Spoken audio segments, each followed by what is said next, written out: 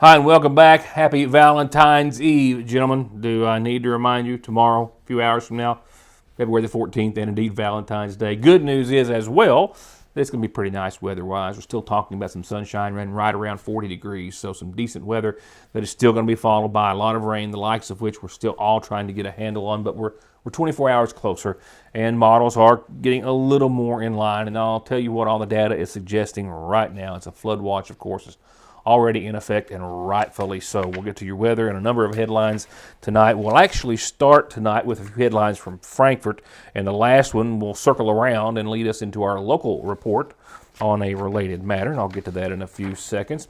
Senate Bill 2 is something we'll discuss tonight real quickly, just a couple of things that have been up for consideration at our state's Capitol. It's a bill designed to prevent sex changes and the like, treatment of the like within the state's prison system. It's been sponsored by Senator Mike Wilson out of the 32nd, and this bill comes after the Department of Corrections, beginning in 2021, started to pay for and provide cross-hormone services to inmates in the Kentucky prison sentence. Now that has made its way onto the Senate floor for their consideration at this time. And then there's House Bill 4, which has been filed this week by Representative Jennifer Decker. That would prohibit any and all spending on any and all DEI initiatives in the state of Kentucky. It would also require that Kentucky's public universities do away with any DEI offices or the like that they have starting as soon as June of this year, the likes of which the University of Kentucky has already taken this upon themselves to do so and eliminate DEI from their school and curriculum or what have you back last year sometime, I guess it was. And from the Team Kentucky update from Governor Beshear today on a couple of topics I'll hit real quickly. Economic development. The governor announced that once again Kentucky has set an all-time record high for products shipped globally. Exports, $47.7 billion last year, an increase of about 18.7% over 2023. Also, education funding, following concerns from the Kentucky Department of Education related to the Trump administration looking at doing away with the National Department of Education. School districts would need to adjust their budgets to manage a multi-million-dollar funding shortfall, and Team Kentucky, the governor says, has been working to find a solution. And the governor, along with the state budget director, education commissioner, and others, was able to authorize an increase of this fiscal year, 2024 to 2025, seek funding for schools to try to address that shortfall. The governor also announced today that his office has joined litigation to stop the federal funding freeze that is affecting Kentucky. He says this morning, state attorneys general filed an amended complaint that added the Kentucky governor's office as a plaintiff. The freeze has affected Medicaid, the ARC, the Appalachian Regional Commission, the Abandoned Mine Lands Program, and more. While the freeze has been blocked by a federal judge so far, he says this action was needed to ensure Kentucky receives all the funding already allocated to the state. Also, real quickly, last thing from the governor's desk and office, the Kentucky Energy and Environment Cabinet announced almost $1 million in grant funds to target 85 illegal dumps in 17 counties. A number of them in the viewing area, Johnson and Lawrence included. McGoffin County not included. It's actually just totally unrelated. I'm speaking with McGoffin County Judge Executive Matt Wyman earlier today, and he said he's not had to apply for cleanup of an illegal dump in McGoffin County now for about 2 years because there's been no need. It was in his office, that being McGoffin County Judge Executive, earlier today that I did the following interview about his new appointment in a move that can only be good for McGoffin County and Eastern Kentucky. McGoffin County Judge Executive Matt Wyman has been appointed the chair of the Kentucky Council of Area Development Districts, representing the Big Sandy Ad. Each ad district has 2 spots, and he has worked his way up to chair over the last 3 years. As you know, our county is a member of the Big Sandy Area Development District, which includes Pike, Floyd, McGoffin, Johnson, and Martin counties. And the Kentucky Council of Area Development Districts is the statewide organization, of the parent organization, if you will, of all the ads, the 15 ads in the state. Each ad across the state appoints 2 members to the council. I was appointed 3 years ago to the council and was put into the executive branch of it and made secretary at that time.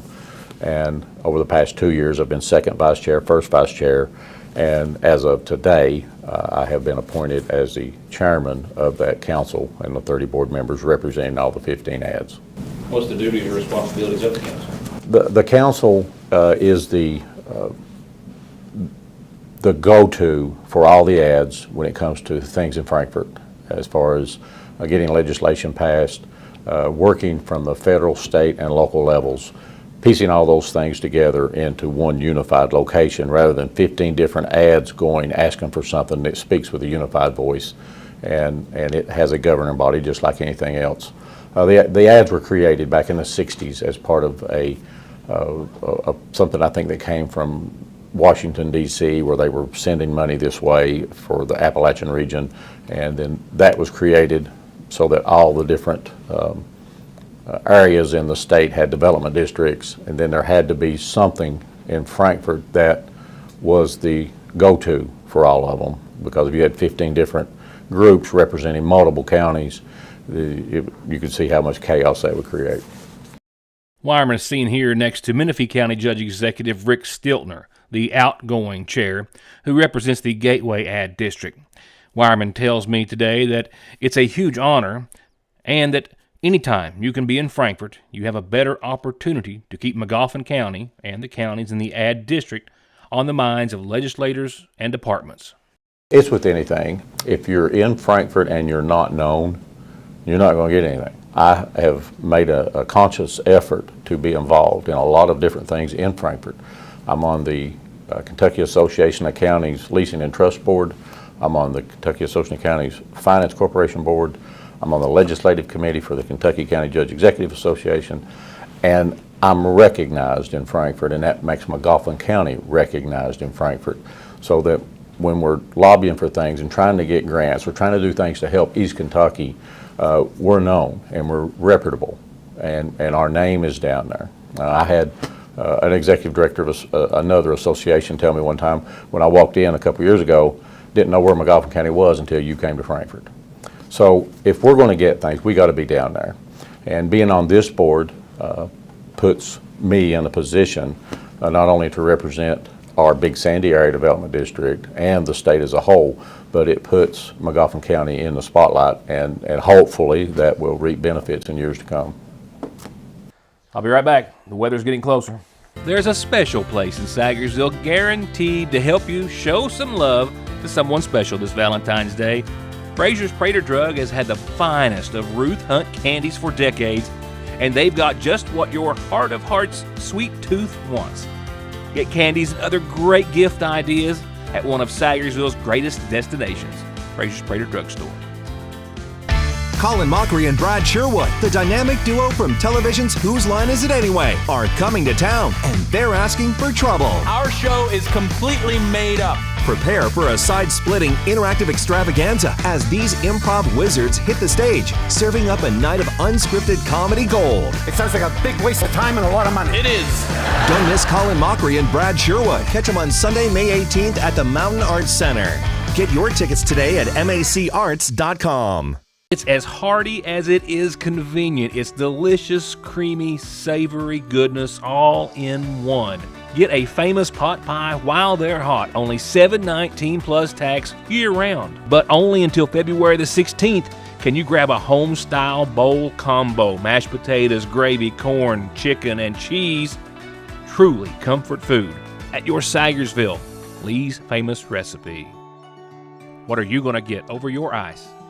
Atrial fibrillation is one of the more common rhythms we see. AFib is an arrhythmia of the heart where the top part of the heart is beating erratically and out of sync with the bottom part of the heart. The electrophysiology service is made up of a team of healthcare providers, and that includes an electrophysiology lab where we're able to do procedures to help repair heart rhythm problems. When a patient becomes heart rhythm free, it can really restore their life. ARH, more for Appalachia. Every season brings its own challenging driving conditions and some more than others. Stay up to that challenge at Conley's. Check out their monthly specials on the best tires. Their $35 computer diagnostic and over 30 years of brakes and oil and maintenance to keep you rolling. Conley Tire in Staffordsville and ConleyTire.net.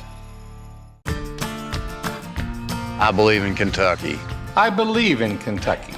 I believe in small-town values. And Mom and Dad and the things they handed down. I believe some of the best people in the world are farmers. I believe in insurance that protects families, homes, and cars. I believe in always finding a way to do what you love. I am Kentucky. I am Kentucky. I am Kentucky.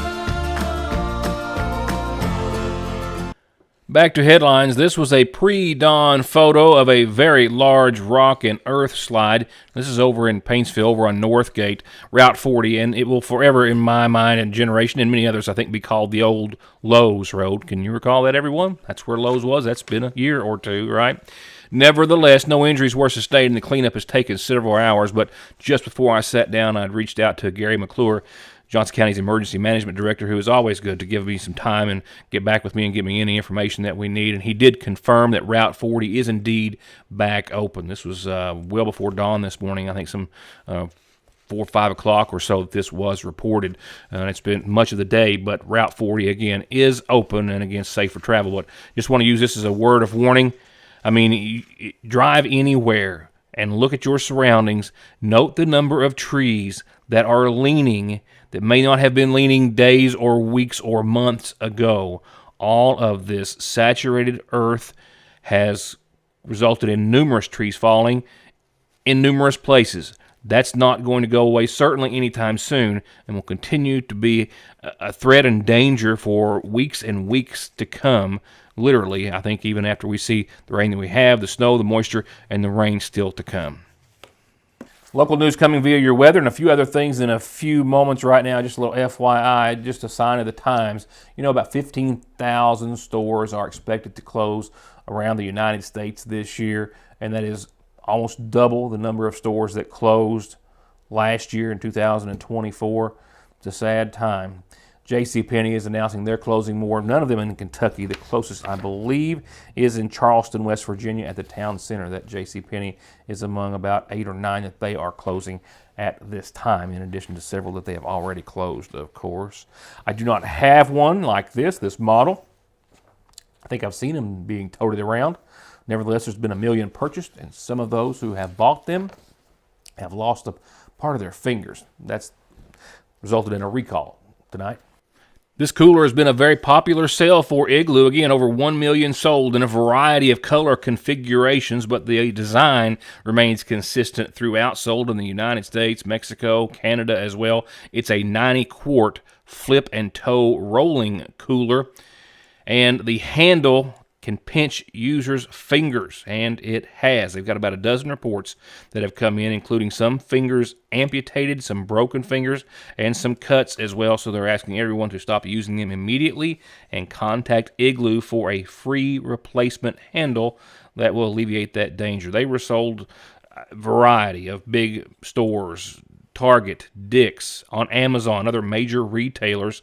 And we're talking about since 2019 through this year for anywhere from between $80 to $140. Next, your McGoffin Farm Bureau calendar, which has a reminder about the Diabetes Connection events going on all year long, brought to you by Appalachian Regional Healthcare, the McGoffin County Extension Service as well. Proud to partner with them for this. You can find out about in-person meeting locations. We'll have those for you soon. You can also join them via Zoom from anywhere. These start at 10 o'clock each morning, and they're about diabetes. For example, nutrition will be the subject on the 27th of this month. Next month, physical activity and sleep, foot care for summer, mental health, grocery store tours, and the list goes on. I'll keep you up to date on this, but they hope to help everyone understand diabetes together. And I hope to have your calendar announcement or have you here waiting for them, and or both.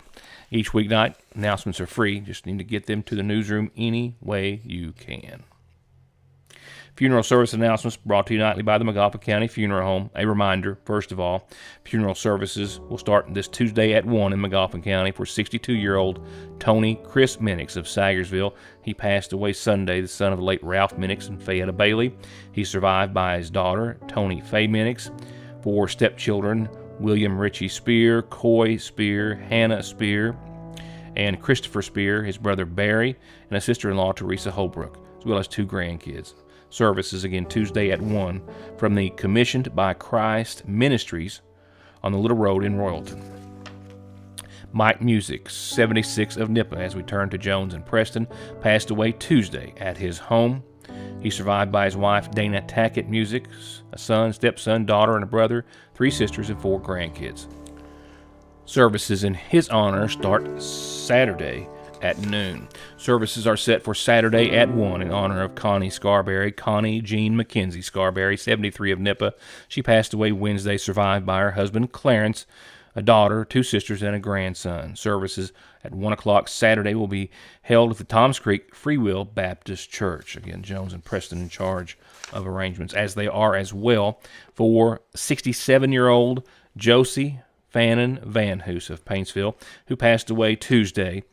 She's survived by a son, a daughter, 7 grandchildren, 5 great-grandkids, 4 brothers, and 3 sisters. Services Monday at 1 from the Jones and Preston Funeral Home.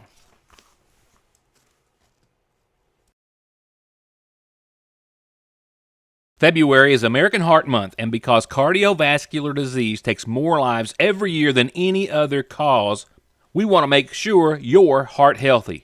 By taking the necessary steps, checking your BP, your body mass index, and glucose and cholesterol levels.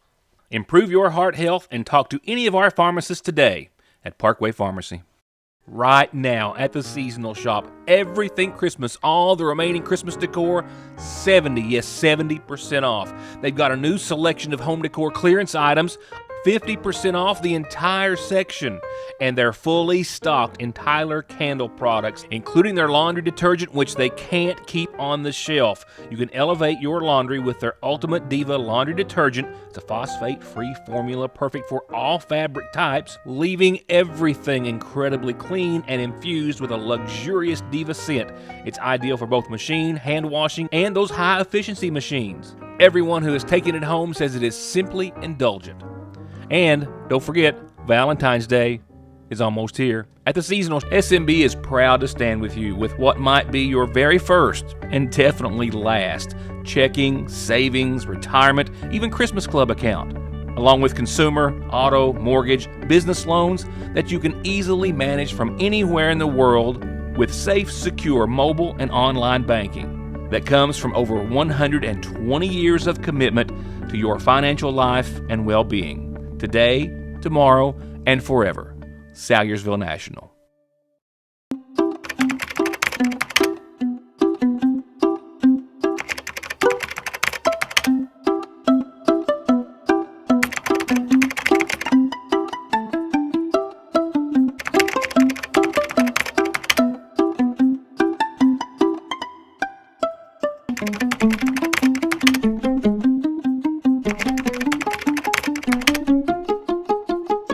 Johnson Central High School stands alone in providing the most college and career programs of study in one building throughout the entire state of Kentucky. This includes pathways in everything from the medical field to engineering, telemedia, welding, agriculture, and even aviation. And that's just to name a few of the 32 different choices.